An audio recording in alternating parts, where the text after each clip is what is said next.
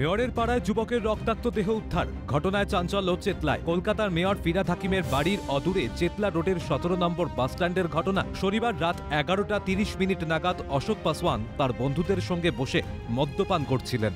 মদের আসরে শুরু হয় বচসা। আচমকাই এক ব্যক্তি অশোকের গলায় লোহার রড ঢুকিয়ে দেয়। কিছুটা দূরেই ছিল বোনের বাড়ি। প্রাণে বাঁচতে প্রায় 100 মিটার দৌড়ন তিনি। তারপর মাঝ রাস্তায় পড়ে যান। স্থানীয়রা দেখতে পেয়ে তাকে উদ্ধার করে এসএসকেএম হাসপাতালে নিয়ে গেলে চিকিৎসক তাকে মৃত ঘোষণা করেন। পরিকল্পনা মাফিক খুনের অভিযোগ। অতিরিক্ত রক্তক্ষরণেই মৃত্যু বলে প্রাথমিক অনুমান পুলিশের। ঘটনাস্থলে চেতলা থানার পুলিশ।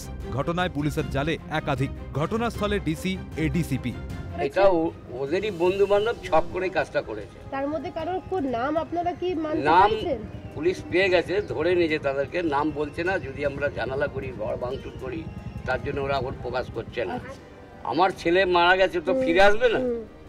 যারা ধরা পড়েছে ওদের শাস্তি চাই, হয় ফাঁসি হোক আর নাহলে সারা জীবন জেলে যেন থাকে। পরে আমরা যখন গিয়ে দেখছি শুধু আমার মামার, আমি গিয়ে সবার আগে আমি আমার ঘরে প্রথমে গিয়ে শুধু দেখছি ব্লাড। আমার মামা বলে যেতে ওখানে মানে পিজি ট্রমা কেয়ারে নিয়ে যেতে, যখন মামাকে চেক করছে তখন বলছে মামা আর নেই।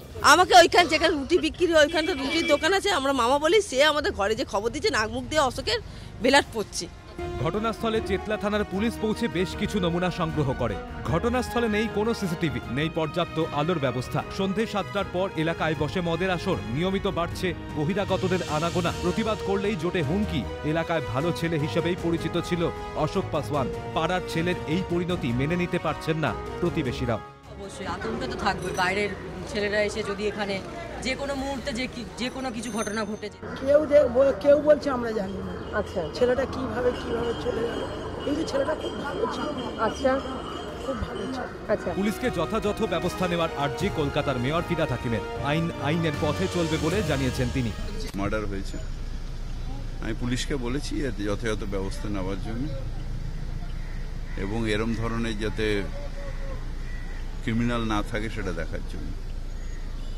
আইনের ব্যবস্থা নেবে, কাউকে ছাড়া হবে না। মদের আসরে বচসার জেরে খুন এই প্রথম নয়। দিনের পর দিন এলাকায় বাড়ছে বহিরাগতদের আনাগোনা। বসছে মদের আসর। প্রতিবাদ করলেই জুটছে হুমকি। এলাকার মানুষের নিরাপত্তা নিয়েও উঠছে প্রশ্ন। ক্যামেরায় জ্যাকি সিং, সঞ্জীব চক্রবর্তী, পুষ্পা দেবনাথের সঙ্গে ইন্দ্রনীল ঘোষ, দীপাঞ্জনা সাউ, অভিরূপা সাহার রিপোর্ট, ক্যালকাটা নিউজ।